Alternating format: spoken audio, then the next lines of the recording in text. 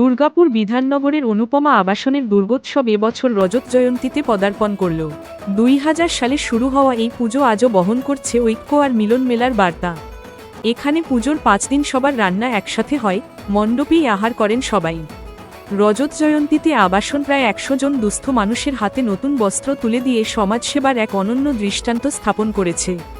ছোট বাজেটের মধ্যেও এই উৎসব দেখিয়ে দিল আসল দুর্গোৎসব মানেই ঐক্য, সহযোগিতা আর ভ্রাতৃত্ববোধ। 25 বছর রজত জয়ন্তী উৎসব। তা আমরা এবার প্রতি বছর আমরা 50টা 52টা এরকম শাড়ি ডিস্ট্রিবিউট করি।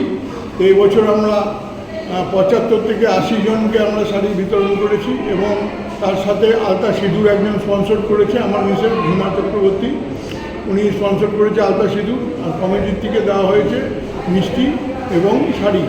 এবং আমাদের মধ্যে অনেকে এসেছিলেন, ডক্টর বিশ্বাস, ডক্টর বিদ্যুৎ পাল, তারপরে সিদ্ধাংশু দাস, আমাদের এক্স কাউন্সিলর ছবি নন্দী, এবং আইসি বিধাননগর এবং এনডিপিএস থানার ওসি, অনেকে এসেছিলেন, অনেক ডিগনিটারিজরা এসেছিলেন। অনুষ্ঠান আমাদের খুব ভালো সাফল্যমণ্ডিতভাবেই হয়েছে, প্রত্যেকেই খুশির আনন্দে এগুলো শাড়ি।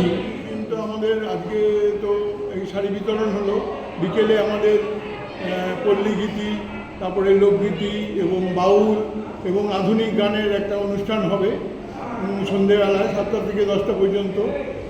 বাইরে থেকে আসবে টিম, এসে অনুষ্ঠান করবে। এবং ষষ্ঠীর দিনও আমাদের অফিসিয়ালি ওপেনিং হবে ষষ্ঠীর দিন। যেহেতু আজকে অনেক ডিগনিটারিজরা এসেছিলেন, সেই জন্য আমাদের মূর্তি উন্মোচন করাই আছে, কিন্তু মূর্তি আমরা ঢেকে কালকে অফিসিয়ালি আমরা ষষ্ঠীর দিন উদ্বোধন করব একটা অনুষ্ঠানের মাধ্যমে। একটা সাংস্কৃতিক অনুষ্ঠান করব। মেয়েরা সাদা শাড়ি পরে এবং পুরুষরা সাদা পায়জামা পাঞ্জাবি পরে সন্ধ্যেবেলায় শঙ্খ উলুধ্বনির মাধ্যমে আমরা এই উদ্বোধনটা করব এবং ঠাকুরের মুখ উন্মোচন করব, করে আমরা উলুধ্বনি সহকারে এটাকে উন্মোচন করবো আর কি। তারপরে আমাদের একটা ছোট্ট কালচারাল প্রোগ্রাম হবে, আমাদের পাড়ারই ছেলে মেয়ে বউ মেয়েরা সবাই মিলে একটা কালচারাল অনুষ্ঠান কিছুক্ষণ করব। তারপরে তো যথারীতি ষষ্ঠীর প্রোগ্রাম হবে।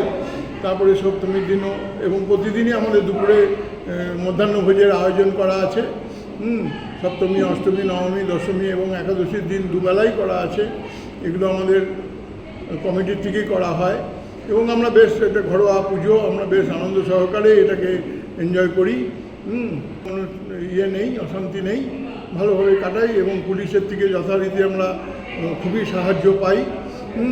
সবাই আমাদেরকে বেশ হেল্প করে। দেবো একটা সবাই ভালো থাকুক, এই পুজো দিনে সবাই ভালো থাকুক। অনেকে অনাহারে আছে, অনেক জায়গায় দুর্বিষহ বন্যা হয়েছে, অনেক জায়গায় ধস নেমে রাস্তা বন্ধ হয়ে গেছে, অনেকে প্রাকৃতিক দুর্যোগে প্রাণ হারিয়েছেন। তাদের প্রতি সহানুভূতি জানাচ্ছি এবং যারা আছেন তারা এই অনুষ্ঠানটিকে সেইভাবে তাদেরকে স্মরণ করে অনুষ্ঠানটিকে সফল করবেন আর কি। কী নাম আপনার? আমার নাম অসিত বর্মন চক্রবর্তী।